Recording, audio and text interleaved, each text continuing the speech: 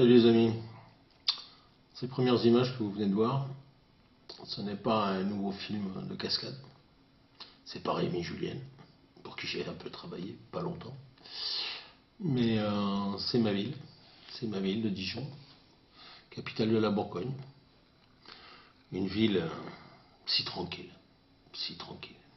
On l'appelait la ville des bourgeois, c'est la ville plutôt bourgeoise. Et puis dans les années 60, 65, se sont construits des barres d'immeubles. Ces barres d'immeubles, elles ont été construites, eh oui, par l'entreprise Perron. Elle faisait, je sais pas, 6, 7, 8 étages, j'en sais rien.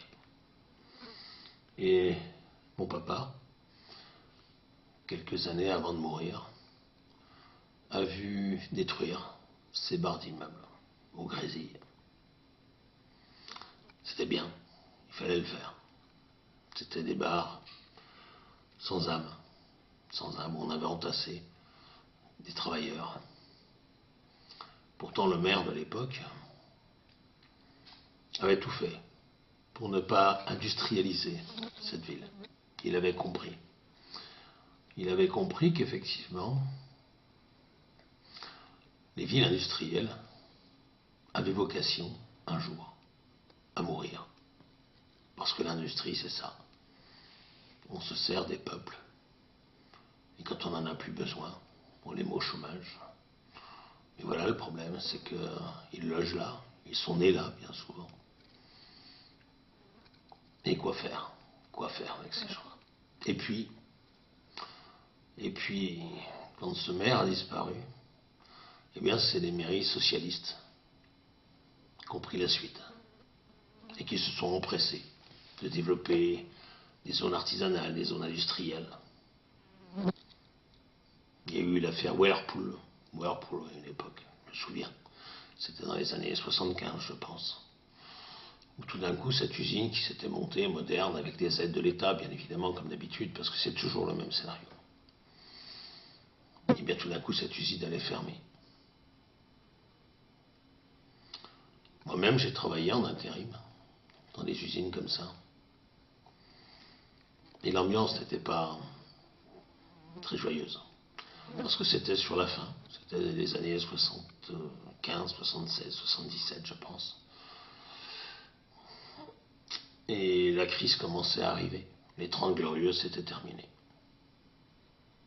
Mais voilà, on avait fait venir toutes ces populations pour les exploiter, soyons clairs, dans ces entreprises. Mais vous savez, les gros capitalistes, quand ils n'ont plus besoin de vous, ils vous jettent. Ils ne cherchent pas à savoir le mal qu'ils vont faire. Et ces populations, elles sont restées là, sans emploi. Alors, je ne dis pas que Rebsamen n'a rien fait. Je ne dis pas qu'il n'a pas essayé de faire revenir des entreprises. Je ne dis pas ça. Mais je dis que, quelque part, en signant pour l'Europe, parce que c'est un pro, c'est un européiste, en signant pour Schengen, il a fait rentrer, vous voyez, par exemple, pourtant qu'ils ne sont pas dans Schengen, je ne sais pas comment ils sont arrivés là, mais certainement par la Pologne, il a fait rentrer des Tchétchènes. Des Tchétchènes qui avaient fait certainement la guerre de Tchétchénie. Pas des rigolos, pas des tendres. Et pour survivre, qu'est-ce qu'ils ont fait? Ils n'ont pas travaillé dans les usines. Non. Trafic de voitures, trafic d'armes, trafic de drogue. Et là, tout d'un coup, évidemment, les bandes rivales, comme d'habitude. Et tout d'un coup, Dijon, cette ville de bourgeois, eh bien, est devenue le cadre, depuis ces 3 derniers jours, de Rix. Alors pendant que je vous parle, je vous montre quelques images des habitants des Grésilles qui ont décidé de se défendre. Alors, qui a tort, qui a raison? Qui a commencé? Apparemment, un jeune Tchétchène de 15 ans se serait fait un petit peu massacrer la gueule par des jeunes des Grésilles. Ce que la presse d'ailleurs appelle les jeunes maghrébins. Alors j'ai envie de dire à la presse, non, ce sont des jeunes français, je vous signale. Eh oui, la grande majorité d'entre eux sont des Français. Ils sont nés sur les territoires français. Donc comme leur donne le droit, ils ont le droit de se réclamer de la France. Et là, tout d'un coup, ils sont agressés. Alors, qui a tort, qui a raison? Est-ce qu'on peut en vouloir à ces gens-là de faire des petites combines, des petites magouilles, des petits trafics de drogue, de se prendre pour Borsalino ou je sais pas qui, de défendre leur territoire? Par contre, alors qu'on a désarmé les Français depuis les années 70, eh bien eux, ils sortent des armes de guerre. Ah ouais, ils sortent des armes de guerre. Alors qu'est-ce qu'il faut faire? Qu'est-ce qu'il faut faire? Pas simple. Pas simple et simple à la fois. La violence entraîne la violence. Mais faut-il aussi baisser les bras en leur disant non les gars, ça marche pas comme ça ici.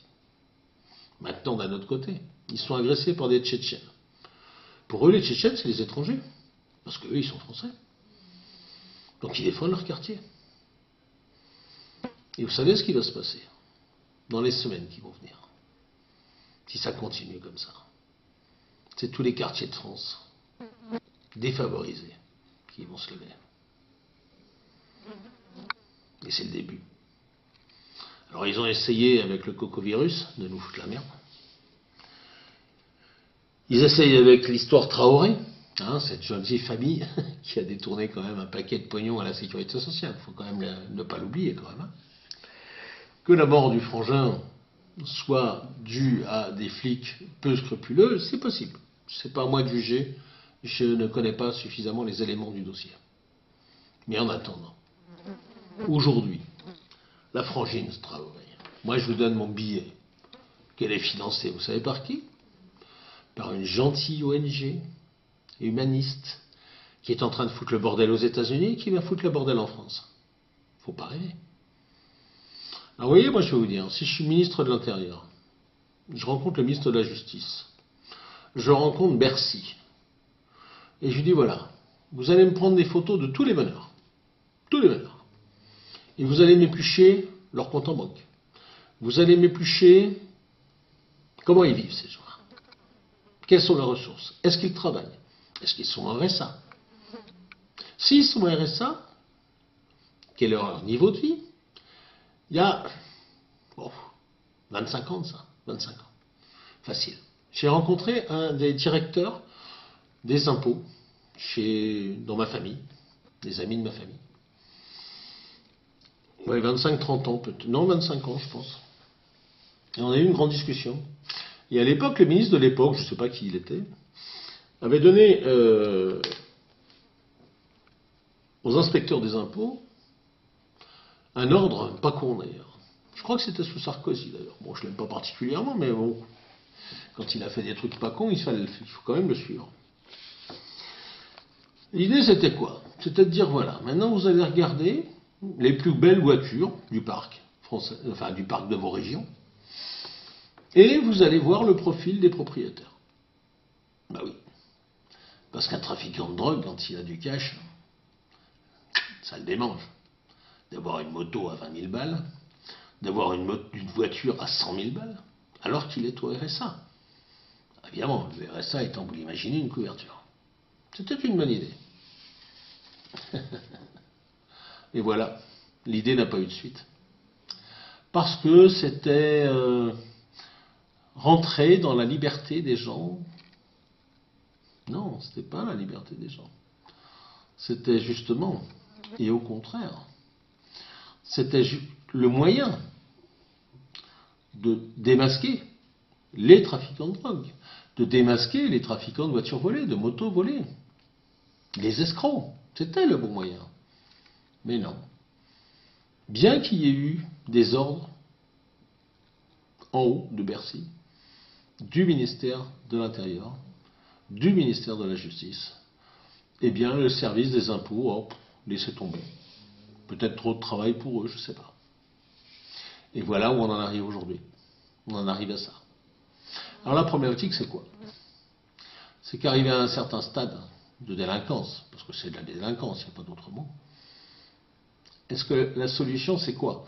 Là, je viens d'entendre une interview justement sur, je crois que ça doit être FR3 Bourgogne, où la police disait qu'il n'y avait encore, après 3 jours, aucune interpellation, ni d'un côté ni de l'autre. Ah merde! Les gilets jaunes, ils les ont mis par centaines en cabane. Par centaines. Alors qu'ils avaient fait quoi? Ils défilaient. Pour pouvoir vivre dignement. Et là, non, il n'y a pas d'interpellation. Alors on fait quoi? Je vais vous dire, si Castaner ne bouge pas son cul, si le ministre de la Justice ne bouge pas son cul, si Macron ne bouge pas son cul, demain, il y a minimum 110 zones sensibles, on appelle ça, qui vont sortir leurs armes. Ça fait des années qu'il y a eu des rapports qui disent qu'aujourd'hui, dans les caves de ces quartiers-là, il y a des milliers d'armes de guerre. D'ailleurs, les images que je vous montre, ce sont des hommes de guerre. On en voit même un avec un gilet pare-balles.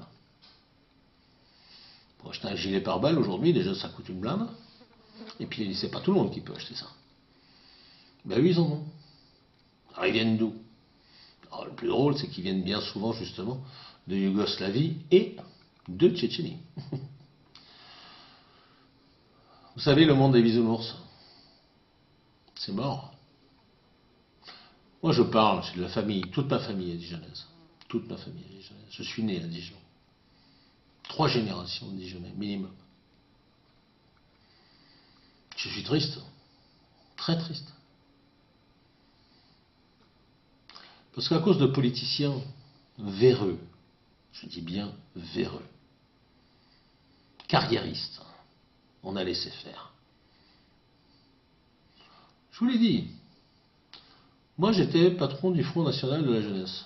D'abord du Front de la Jeunesse, issu du PFN, et ensuite du Front National de la Jeunesse, issu du Front National. J'avais 17 ans, 15 ans, 17, 16, 17, 18 ans. J'ai arrêté après. Parce que la vie m'a amené ailleurs, l'armée, etc. On défendait déjà, sans aucun racisme, parce que dans le groupe, il y avait de tout. De tout. De toute religion, toute race. On n'était pas les fachos qu'on voulait bien nous dire. Mais tout ce qu'on avait compris, nous déjà, jeunes pourtant, c'est qu'on ne pouvait pas accepter tout le monde. Pourquoi? Parce que ces socialos de merde, il n'y a pas d'autre mot, qui ont dit venez, venez, venez, venez, venez. Pourquoi venez? Bizarrement, quand on parle de socialisme, on pourrait penser que c'est près du peuple. Eh bien, c'est l'inverse. Les socialistes, ils ont fait le jeu de qui? Des mondialistes. Ils ont fait le jeu des gros industriels. En faisant rentrer en quantité industrielle, et ils continuent aujourd'hui, je vous signale, avec des Noirs africains, à faire rentrer des gens, des pauvres gens en plus, des pauvres gens. On fait rentrer sur le territoire français, pourquoi? Parce que le plan que Macron est en train de mettre en place, c'est de baisser le niveau du SMIC. Eh oui. Vous ne le savez pas? Si, si. Si vous ne me croyez pas, vous verrez dans les semaines et dans les mois qui viennent. Ce qu'ils veulent, c'est le baisser à 800 €. Vous savez pourquoi? Parce que l'Union européenne veut faire rentrer des pays dont le minimum salarial est de 300, 350 €, 400 €. Mais le problème, c'est qu'ils veulent équilibrer les salaires. Donc comment les équilibrer? Eh bien, on va baisser le salaire des Français. Pas que des Français, les Allemands ont commencé, je vous signale. Et puis on va essayer d'augmenter un petit peu le salaire des autres, pour essayer d'avoir un équilibre au niveau européen. Et l'Europe, c'est ça aujourd'hui. C'est l'Europe du capital. C'est l'Europe où l'humain, il n'y en a pas. On s'en fout. C'est l'Europe du moins cher à payer pour faire concurrence à la Chine, pour faire concurrence à ces gens-là. Mais ça, c'est pas possible. C'est pas possible. Parce que l'Union européenne, avec son euro, de toute façon, nous empêche de le faire. Donc c'est des conneries. Alors voilà. Aujourd'hui, il va falloir prendre des décisions. Des vraies décisions. Compliqué. Eh oui. Vous vous êtes mis dans la merde et vous nous avez mis dans la merde. Parce que soit vous arrêtez une majorité de gens, et vous avez une autre partie de la communauté qui va se lever. Et vous allez avoir la même chose que vous avez avec Traoré. Parce que vous les laissez faire aussi. Vous savez que toute la famille quasiment sont des délinquants, mais ça, vous avez fermé les yeux. Les dossiers, on les a. Et bien si vous faites la même chose avec ces jeunes des Grésilles, ou avec ces Tchétchènes, de l'autre côté, eh bien vous avez toutes les familles qui vont vous tomber sur le cul. Alors qu'est-ce que vous allez faire? Parce que vous n'avez pas beaucoup de couilles. Ben, vous allez laisser faire. Deuxième solution, la place Maïdan. Vous mettez des snipers. Tous ceux qui portent des armes, vous les soudez. Et là, c'est la guerre. Là, c'est la guerre. Alors, si vous trouvez une solution, vous me le dites. Hein. La solution, moi, j'en vois pas beaucoup. J'en vois pas beaucoup. Si ça passe pas par la négociation, mais attention, une négociation sans baisser son pantalon. Hein, parce que vous avez tendance largement à baisser votre pantalon. Une négociation à la Poutine, vous voyez ce que je veux dire? Soit tu te tiens droit, soit on te casse.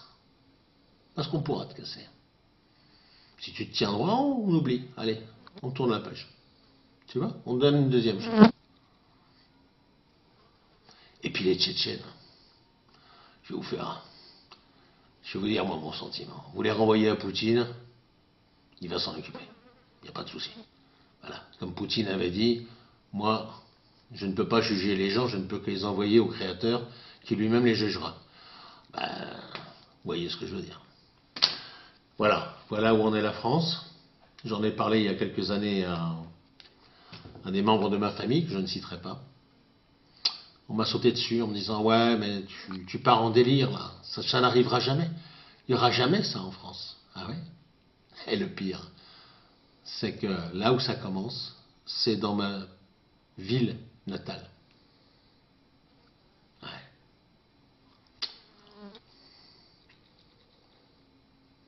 Vous savez, ils veulent la guerre civile. Hein. Ils vont tout faire pour avoir la guerre civile. Parce qu'ils la souhaitent, cette guerre civile. Pourquoi ils la souhaitent? Parce qu'ils se disent que finalement, face à cette crise, il n'y a pas d'autre solution que de générer une crise mondiale, au niveau mondial, de guerre civile. Et comme ça, ils pourront dire, vous voyez, c'est pas de notre faute, c'est pas la crise qui vous a mis dehors, c'est pas la crise qui vous a tué, c'est pas la crise qui vous a affamé, c'est la guerre civile. Voilà pourquoi. Et en plus, vous le savez, leur objectif, c'est de réduire la population. Donc pour eux, c'est tout bénéfice. Tout bénéfice. Moins de retraités avec le Covid et moins de chômeurs, moins de RSA avec la guerre civile. Voilà où ils en sont. Allez, je vous embrasse. Je vous aime. Le dossier est difficile. Difficile. Ciao.